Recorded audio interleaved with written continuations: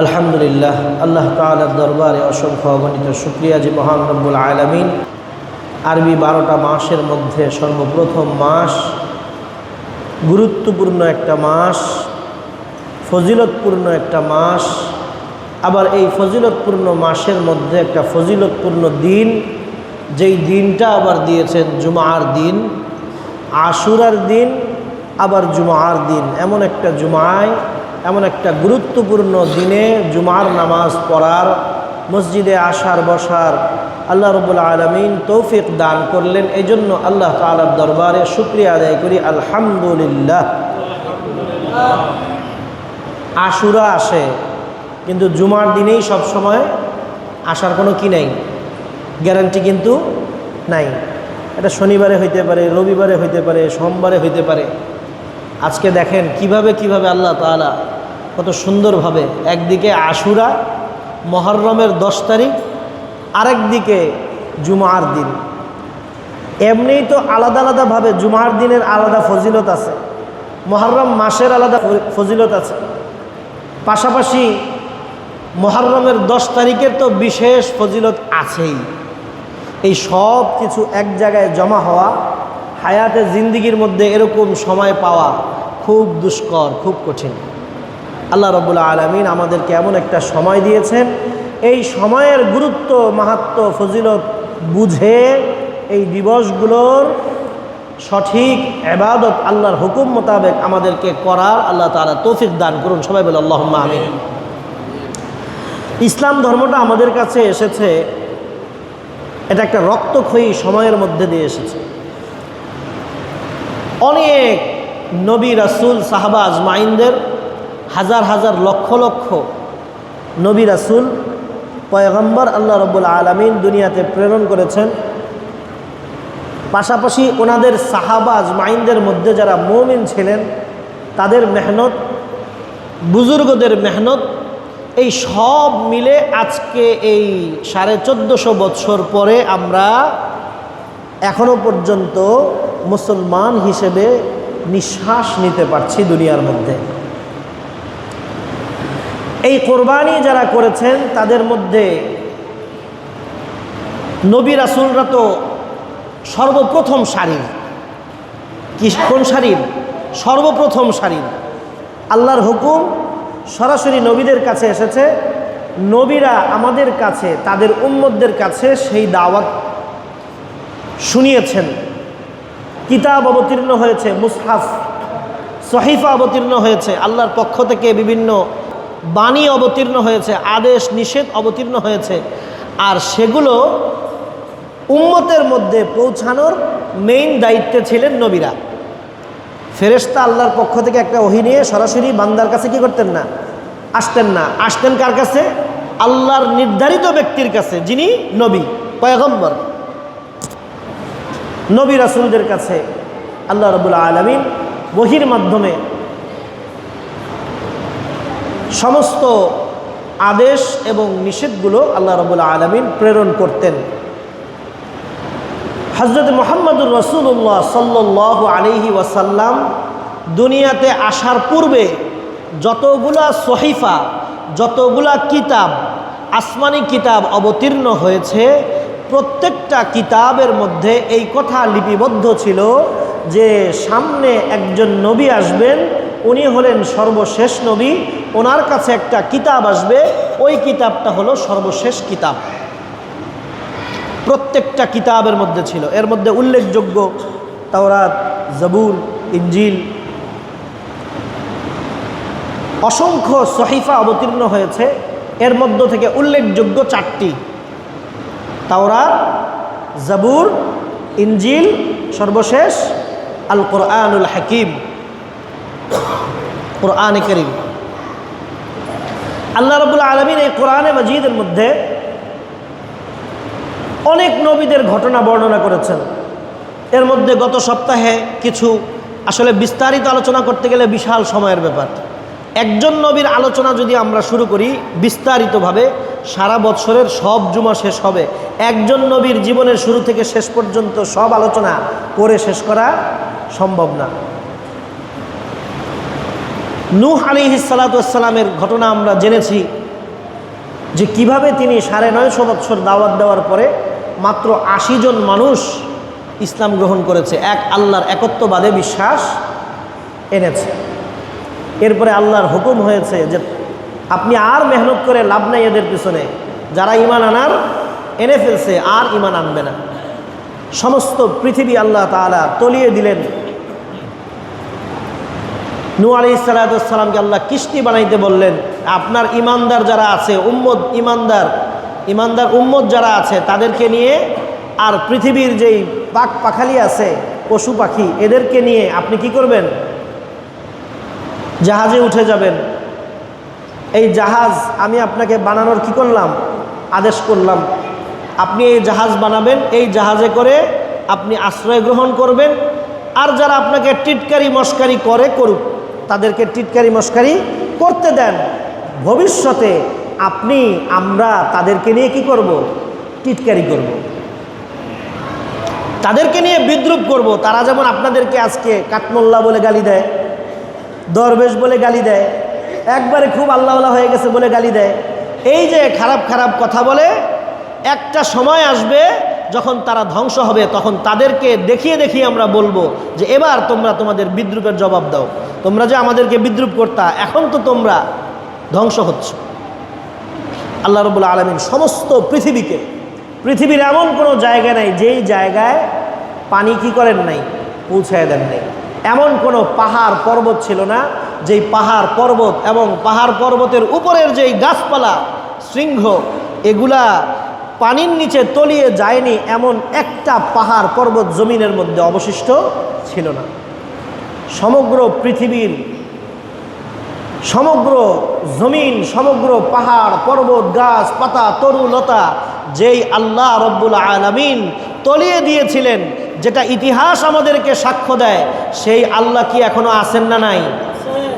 আল্লাহ কি চাইলে সেই পানি দিয়ে আবারও পৃথিবী তলিয়ে দিতে পারেন কি পারেন না? আল্লাহর জন্য এটা কোনো ব্যাপার না। আল্লাহ চাইলে বলবেন খালি কোন হয়ে যাও, সাথে সাথে আল্লাহর হুকুম হইতে দেরি, কাজ হইতে কি নাই, দেরি নাই। কবে ঈমান ঠিক করব আমরা, আর কবে ঈমান ঠিক করব? এক মুহূর্তের, এক ন্যানো সেকেন্ডের কোনো বিশ্বাস আমাদের নাই। আর কবে আমরা আমাদের ঈমানটাকে ঠিক করব? কবে আমরা পরিপূর্ণভাবে আল্লাহকে বিশ্বাস করব? আমরা যারা মুসলমান নাম বলি, এই যে মুসলমান নামটা, এটাও তো আমাদের পিতা ইব্রাহিম আলাইহিস সালাতু ওয়াস সালামের দেওয়া। আল্লাহ তাআলা নিজে কোরআনের মধ্যে বলেন, মিল্লাতা আবিকুম ইব্রাহিম হুয়া সাম্মাকুমুল মুসলিমিন। তোমাদের এই ইসলাম ধর্মের অনুসারী তোমরা যারা আছো, তোমাদের পিতাকে ইব্রাহিম আলাইহিস সালাতু ওয়াস সালাম, মিল্লাতা আবিকুম ইব্রাহিম, তোমাদের বাবা। আল্লাহ কি বলেছেন? আল্লাহ বলছেন তোমাদের বাবা। মিল্লাতা আবিকুম ইব্রাহিম, এটা তোমাদের বাবা ইব্রাহিম আলাইহিস সালাতু ওয়াস সালামের রেখে যাওয়া ধর্ম। হুয়া সাম্মাকুমুল মুসলিমিন, তিনি এই ধর্মের অনুসারীদের নাম রেখেছেন কি? মুসলিমিন, মুসলমান। তিনি তোমাদের নাম রেখেছেন মুসলমান। তাহলে নামটাও আমাদের পিতা ইব্রাহিম আলাইহিস সালাতু ওয়াস সালামের দেওয়া। ইব্রাহিম আলাইহিস সালাতু ওয়াস সালামকে আল্লাহ তাআলা কত পরীক্ষা নিয়েছেন। ইব্রাহিম আলাইহিস সালাতু ওয়াস সালাম একটা মূর্তি বানানেওয়ালার ঘরের জন্ম নিয়েছিলেন। ওনার বাবার নাম ছিল আজর। আজর মূর্তি বানাইতো এবং বিক্রি করত, এটাই ছিল তার কর্ম। আসলে কর্ম যে যেটা করে সে সেটাকে খারাপ মনে করে না। কথা প্রসঙ্গে মনে পড়ে গেল, কর্ম যে যেটা করে সে সেটাকে কি মনে করে না, খারাপ মনে করে না। আমাদের দেশে মদের ব্যবসা হয় কি হয় না, ইয়াবার ব্যবসা হয় কি হয় না, গাজার ব্যবসা হয় কি হয় না। এরকম নজির আছে, ডিবিদের কাছে ধরা খাইছে, পুলিশের কাছে ধরা খাইছে, মাকে ফোন দিছে, বাবাকে ফোন দিছে, আমি তো ধরা খেয়ে গেছি। কয় তুই তোর আসলে এই ব্যবসার সাথে আসলে তোরে শ্যুট করে না। মা কি বলতেছে? এই ব্যবসায় তোরে শ্যুট করে না, তোর ভাই যে এত বছর ধরে এই ব্যবসা করে, কই আজ পর্যন্ত তো পুলিশ ধরতে পারলো না। তার মানে এটারে সে কি মনে করতেছে? ভালো কাজ মনে করতেছে। সে তার সন্তানকে বলবে যে তুই ইয়াবা ব্যবসা করে কেন ধরা খাইলি, এই ব্যবসার সাথে তুই কেন জড়াইলি। সে বলতেছে কি, তোর ভাই তোর বাপ যে এই ব্যবসা করে আজ পর্যন্ত ধরা খাইল না, তুই কেন ধরা খাইলি, তোর সাথে এই ব্যবসা যায় না। এটা আমাদের বাংলাদেশের পরিস্থিতি। এটা বাংলাদেশের একজন ডিবি অফিসারের মুখের কথা, যে তাদের পরিবার তাদেরকে এই কথা বলে। তাহলে সে এটারে ভালো মনে করে, কাজ মনে করে। বিকাশ প্রতারক আছে আমাদের দেশে, বিভিন্ন জায়গা থেকে ফোন দেয়, ভাই অমুক করছে তমুক করছে, আপনার বিকাশে আপনার মোবাইলে একটা পিন নাম্বার গেছে, এই পিন নাম্বারটা বললে আপনার বিকাশের অ্যাকাউন্টটা আমরা ঠিক করে দিব, ইত্যাদি ইত্যাদি বলে। এরপর আপনি নাম্বার বলছেন, আপনার সব টাকা শেষ, আপনার বিকাশে যা টাকা আছে সব টাকা চলে গেল। আপনার মোবাইলের কন্ট্রোল তার হাতে, সে আপনার সব টাকা খালি করে ফেলল। ধরা খাওয়ার পরে বলে, স্যার আপনারা আমাদেরকে খালি ডিস্টার্ব করেন, আপনারা আমাদেরকে কি করেন, খালি ডিস্টার্ব করেন। আমরা একটা কর্ম করে খাই, আমরা কি করে খাই, আমরা একটা কর্ম করে খাই, আপনারা খালি আমাদেরকে ডিস্টার্ব করেন, কয়দিন পর পরই আমাদেরকে ধরেন। প্রতারক চক্র বলতেছে আমরা একটা কি করে খাই, কর্ম করে খাই। সে ওই প্রতারণাটাকে কোনো মানে অকারেন্স, কোনো খারাপ কাজ মনেই করতেছে না, সেটারে মনে করতেছে তার কর্ম। আল্লাহ আমাদেরকে হেফাজত করুন। খারাপকে খারাপ, ভালোকে ভালো বলার মতো, চেনার মতো শক্তি, সামর্থ্য, হেদায়েতের নূর আমাদেরকে দান করুন। বলেন না আল্লাহুম্মা আমিন। ইব্রাহিম আলাইহিস সালাতু ওয়াস সালাম তার এই মূর্তি বানানেওয়ালা আজরের ঘরে জন্ম নিয়ে ইব্রাহিম আলাইহিস সালাতু ওয়াস সালাম ছোটবেলা থেকেই মূর্তি পূজাকে ঘৃণা করতেন। যারা মূর্তি পূজা করত তাদেরকে কটাক্ষ করতেন, টিটকারি করতেন। কাম কাজ নাই, খাইয়া দেয়া, কি কতগুলা দাঁড়ায় থাকে ল্যাংটা ম্যাংটা, এই কোনো কথা নাই বার্তা নাই, কথা বলতেও পারে না, শুনতেও পারে না, কারো উপকারও করতে পারে না, একটু তাকাইতেও পারে না, চোখের পলক ফলাইতে পারে না। এদেরকে গিয়ে আবার এরা পূজা করে, এদেরকে গিয়ে আবার ইবাদত করে, আবার এরা বলে এদের উপকার করবে। যে নিজেই নিজের উপকার করতে পারে না, সে বলে আবার উপকার করবে মানুষের। বিদ্রুপ করে ইব্রাহিম আলাইহিস সালাতু ওয়াস সালাম। একদিন সবাই ইবাদত বন্দেগী করার জন্য আসছে বাইতুল্লাহ, কাবা ঘরে আসছে। ছোট বড় মিলিয়ে 360টা কি ছিল, ছোট বড় মিলিয়ে 360টা মূর্তি সেখানে ছিল। আয়সা দেখে যে সবগুলার হাত ভাঙ্গা, পাও ভাঙ্গা, ঘাড় ভাঙ্গা, মাথা ভাঙ্গা, মাজা ভাঙ্গা। High high high high high high, আমরা যাদের পূজা করি, যাদের ইবাদত করি, আমাদের মাবুদ, এদের এই সর্বনাশ কে করলো? কেউ কেউ বলতে লাগলো, ওই যে যুবক ইব্রাহিম নামে একটা যুবক আছে, এ আমাদের মূর্তিগুলাকে কি করে, বিদ্রুপ করে, কটাক্ষ করে, সেই হয়তো এটা করছে। তো সবগুলা মূর্তির কেউর চোখ ভাঙ্গা, কেউর হাত ভাঙ্গা, কেউর মাথা ভাঙ্গা, কেউর মাজা ভাঙ্গা। বড় যে মূর্তিটা, সবচেয়ে বড় মূর্তি, সেই মূর্তিটার হলো নাক ভাঙ্গা। সবচেয়ে বড় মূর্তির কি ভাঙ্গা? নাক ভাঙ্গা। আর বড় মূর্তিটার কাঁধে একটা কুড়াল। এখন ইব্রাহিম আলাইহিস সালামকে ধরে নিয়ে আসছে চ্যাংদোলা করে, এই ওরে ধরে নিয়ে আসো। ধরে নিয়ে আসছে। ইব্রাহিম, তুমি কি আমাদের এই মূর্তিগুলার এই সর্বনাশ তুমি করছো? আমরা যার ইবাদত করি, আমরা যেই মাবুদের উপাসনা করি, এই মাবুদদেরকে কি তুমি এই অপকর্ম করে এইগুলা ধ্বংস করছো? এরকম কর্মকাণ্ড তুমি করছো? ইব্রাহিম আলাইহিস সালাম মুস্কি মুস্কি হাসতেছে আর বলতেছে, আপনারা আমাকে জিজ্ঞেস করেন কেন? আপনারা ওনাদেরকে জিজ্ঞাসা করেন, ওনাদের সর্বনাশ কে করছে। ওনাদেরকে কি করেন? এই মূর্তিদেরকে জিজ্ঞাসা করেন যে তাদের সর্বনাশ কে করছে। তারা দৌড়ে গেছে। যাওয়ার পরে মনে হয়েছে, আরে এগুলো তো মূর্তি, এগুলো বলবে কিভাবে। আবার ফেরত আসছে। ফেরত এসে বলতেছে, তুমি কি আমাদের সাথে মস্কারি করো? তুমি তো জানো যে মূর্তিগুলো কথা বলতে পারে না, তুমি আমাদেরকে এই মূর্তির কাছে পাঠাও। কয়, আরে দেখেন খোঁজ খবর নিয়ে, এমনও হইতে পারে। উনি বলে নাই যে উনি করে নাই, এই কথা একবারও বলে নাই। উনি বলে যে এমনও তো হইতে পারে যে সব মূর্তিগুলারে ভেঙে এরপরে বড় মূর্তি নিজের হাতে নিজের কাঁধে, দেখেন না কুড়াল নিয়ে দাঁড়ায় আছে, নিজের নাকও নিজে ভাঙছে, মারামারি করছে মনে হয় এরা। তখন তারা খুব রাগান্বিত, হ্যাঁ এমনিই তো ঠাট্টা বিদ্রুপ করো, আবার আসছো আজকে নতুন করে আর এক তামসা, আমাদের 360টা মূর্তি সব ভেঙে ফেলছো, তামসা। এই যুবককে আর দুনিয়াতে বেঁচে থাকতে দেওয়া যাবে না।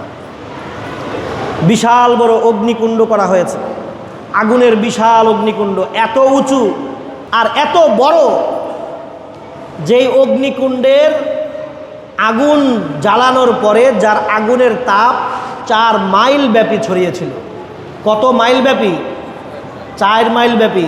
একটা আগুনের তাপ 4 মাইল ব্যাপী দূরত্বে যাওয়া, আপনি কি মনে করছেন কি পরিমাণ বড় আগুনের কুণ্ডলী হইলে এটার তাপ 4 মাইল দূর পর্যন্ত যাইতে পারে? ইব্রাহিম আলাইহিস সালাতু ওয়াস সালামকে শিকলে বাঁধা হলো, হাত পা বেঁধে শিকলে বেঁধে রক্তাক্ত করে মারধর করে এখনই পুড়ে ফেলা হবে। পুরা অগ্নিকুণ্ড জ্বালানো হলো। অগ্নিকুণ্ড জ্বালানোর পরে এটার এত তাপ যে আগুনের ওই লেলিহান শিখা দূর থেকেই মানুষকে পুড়িয়ে দেয়, কাছে যাওয়া যায় না। একটা ক্যারেনের মতো একটা জিনিস তারা বানাইলো, বানিয়ে তার মাথায় শিকল বেঁধে তারপরে ইব্রাহিম আলাইহিস সালাতু ওয়াস সালামকে আগুনের মধ্যে ফেললো।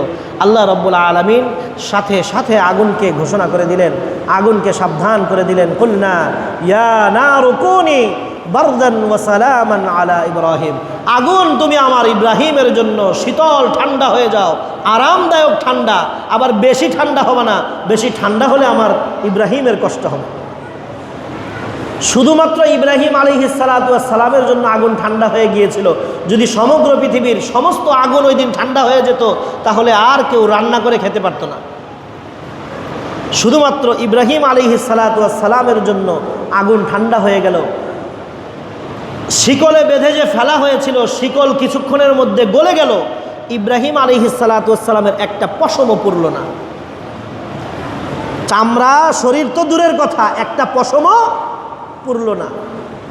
ইব্রাহিম আলাইহিস সালাতু ওয়াস সালাম শুধু আগুনের মধ্যেই থাকেন নাই, 40 দিন পর্যন্ত এই আগুনের মধ্যে থেকেছেন। আল্লাহ রাব্বুল আলামিন সেখানে বিছনা, বেডিং, খাট, পালং যা লাগে সব ব্যবস্থা করে দিয়েছেন, খানা পিনা জান্নাত থেকে পাঠিয়ে দিয়েছেন। সুবহানাল্লাহ। কোথায়? আগুনের মধ্যে, আগুনের মাঝখানে 40 দিন লাগাতার আগুন জ্বলেছে। এরপরে ছাই হয়ে গেছে সব কিছু, আগুন আস্তে আস্তে নিভতে শুরু করেছে। এবার তামাশা দেখার জন্য কাফেররা আসতেছে। কি দেখার জন্য? তামাশা দেখার জন্য। আরে এতদিনে ইব্রাহিম তো গেছেই, ইব্রাহিমের হাড্ডিও খুঁজে পাওয়া যাবে না, কিন্তু অন্তত পক্ষে ইব্রাহিমের হাড্ডিগুলো একটু দেখি পুইরা কিরকম ছাই হয়েছে, একটু তামসাটা কি করে আসি, দেখে আসি। তামাশা দেখার জন্য ইব্রাহিম আলাইহিস সালাতু ওয়াস সালাম মারা গেছে, পুড়ে গেছে, এটা দেখার জন্য পাবলিক জমা হয়ে গেছে চারদিক থেকে। হঠাৎ করে দেখে ভিতর থেকে ওই ধোঁয়ার মধ্যে থেকে এক যুবক হাঁটতে হাঁটতে হাঁটতে হাঁটতে বের হয়ে আসতেছে। জুব্বা পরা এক যুবক আগুনের মাঝখান থেকে বের হয়ে আসতেছে। এই 40 দিন পর্যন্ত সে কোথায় ছিল, কিভাবে ছিল, কেমনে সে জীবিত রইল, তার এই মুজিজা দেখে ওখানকার অধিকাংশ মানুষ কি হয়ে গেল? মুসলমান হয়ে গেল। এই হলো মিল্লাতা আবিকুম ইব্রাহিম, এই হলো আমাদের বাবা ইব্রাহিম। ইনি হলেন আমাদের বাবা ইব্রাহিম। আল্লাহ তাআলা তাকে দিয়ে কম পরীক্ষা নেন নাই, একবারে যুবক শিশু বয়স থেকে পরীক্ষা শুরু করছেন। আর বার্ধক্যের সময় আরও তো কত বড় পরীক্ষা। তো আল্লাহ রাব্বুল আলামিনের প্রতি পরিপূর্ণ আস্থা, ভালোবাসা, মহাব্বত তার থাকার কারণে স্বয়ং আল্লাহ তাকে ওই অগ্নিকুণ্ডের মধ্যে কি করেছেন? হেফাজত করেছেন। বুজুর্গানে দিন বলেন হযরত ইব্রাহিম আলাইহিস সালাতু ওয়াস সালামের এই যে অগ্নিকুণ্ড থেকে মুক্তির যেই দিনটা ছিল, এই দিনটা ছিল আশুরার দিন। এই দিনটা আশুরার দিন হওয়া কি আসলে জরুরি? এটা তো আমাদের জন্য জরুরি না যে এই দিনটা আশুরার দিন হইতে হবে, কিন্তু আমাদের জন্য শিক্ষণীয় বিষয় হলো হযরত ইব্রাহিম আলাইহিস সালাতু ওয়াস সালাম 40 দিন আগুনে পুড়লেন, আগুনের মাঝখানে ছিলেন, আগুনে ফেলে দেওয়া হবে এটা দেখেও উনি এক মুহূর্তের জন্য বলেন নাই যে আমি আল্লাহকে ভুলে গেলাম, তোমরা যা বলছো আমি তাই মেনে নিলাম। এক মুহূর্তের জন্য বলেন নাই। এটা হলো আমাদের জন্য শিক্ষা। মুহররমের দিন হোক বা না হোক, এটার দলিল থাক বা না থাক, এটা নিয়ে তো প্রশ্ন থাকতে পারে। এটা বুজুর্গানের দিনের যেহেতু কথা, সেটা যদি আমরা নাও মানি, আমাদের তো এটা মানতে হবে ইব্রাহিম আলাইহিস সালাতু ওয়াস সালাম আমাদেরকে যে শিক্ষা দিয়েছেন এটা কোরআনের শিক্ষা। কোরআন আমাদেরকে বলতেছে এই ঘটনা ঘটেছে, সেই শিক্ষা থেকে আমাদেরকে শিক্ষা নিতে হবে। হযরতে মূসা আলাইহিস সালাতু ওয়াস সালাম মাদায়েন ছিলেন। কোথায়? মাদায়েন থেকে উনি মিশরে আসতেছে। উনি বিয়ে করেছিলেন শুআয়ব আলাইহিস সালাতু ওয়াস সালামের কন্যা।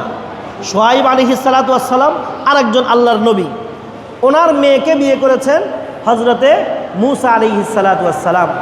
সংক্ষেপে বলছি, মূসা আলাইহিস সালাতু ওয়াস সালাম যখন শুআয়ব আলাইহিস সালাতু ওয়াস সালামের কন্যাকে বিবাহ করে চলে আসতেছেন, তখন হঠাৎ করে রাত্র হয়ে গেছে, সফর অবস্থায় দেখতেছেন এক জায়গায় আগুন জ্বলতেছে। তো উনি ওনার পরিবার পরিজনদেরকে বললেন যে তোমরা এখানে থাকো, আমি একটু আগুন দেখতেছি, দেখি ওইখান থেকে একটু আগুন সংগ্রহ করা যায় কিনা, এই রাত্রে তোমরা একটু আগুনের তাপ নেওয়ার জন্য, সবাই মিলে একটু আগুনের তাপ নেওয়া যায় কিনা। এই জন্য হজরতে মূসা আলাইহিস সালাতু ওয়াস সালাম এগিয়ে গেলেন। আল্লাহ রাব্বুল আলামিনের ঘোষণা চলে আসলো, মূসা এটা কোনো আগুন না, এটা আমার তাজাল্লি, এটা আমার কি তাজাল্লি, এটা আমার নূর। তোমাকে কিতাব দান করলাম, তোমার সাথে এই যে কথোপকথন শুরু করলাম, আল্লাহ তাআলা কিছু বিধি বিধান দিলেন। মূসা আলাইহিস সালাতু ওয়াস সালামকে জিজ্ঞাসা করলেন, মূসা তোমার হাতে কি? মূসা আলাইহিস সালাম বললেন আমার হাতে লাঠি, এটা দিয়ে আমি এই করি। ঘটনা তো আমরা জানি, মোটামুটি বিস্তারিত হয়ে যাবে, এজন্য যাচ্ছি না সেই দিকে। মূসা আলাইহিস সালাতু ওয়াস সালামের আল্লাহর সাথে এই কথোপকথনের দিনটিও ছিল মুহররমের দিন। আল্লাহ তাআলা তৌফিক দান করলে ইনশাআল্লাহ সামনের দিকে এই ধারাবাহিক আলোচনা আরও চলবে ইনশাআল্লাহ। আমাদের শিক্ষণীয় বিষয় হলো হজরত ইব্রাহিম আলাইহিস সালাতু ওয়াস সালাম, হজরত মূসা আলাইহিস সালাতু ওয়াস সালাম, আরও অন্যান্য নবীগণের জীবনী আমরা পড়ব।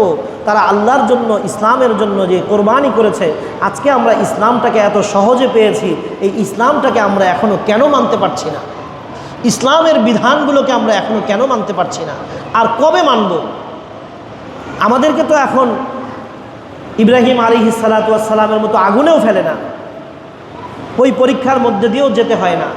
তো যা কিছু আলোচনা হলো, আল্লাহ রাব্বুল আলামিন এর ভিতরে যত উপকারী জিনিস আছে, উপকারী আলোচনা আছে, এর উপরে আমাদের সবাইকে আমল করার তৌফিক দান করুন। ওয়া মা তাওফীকি ইল্লা বিল্লাহ। ওয়া আখিরু দাওয়ানা আনিল হামদুলিল্লাহি রাব্বিল আলামিন। ওয়াসসালামু আলাইকুম ওয়া রাহমাতুল্লাহি ওয়া বারাকাতুহু।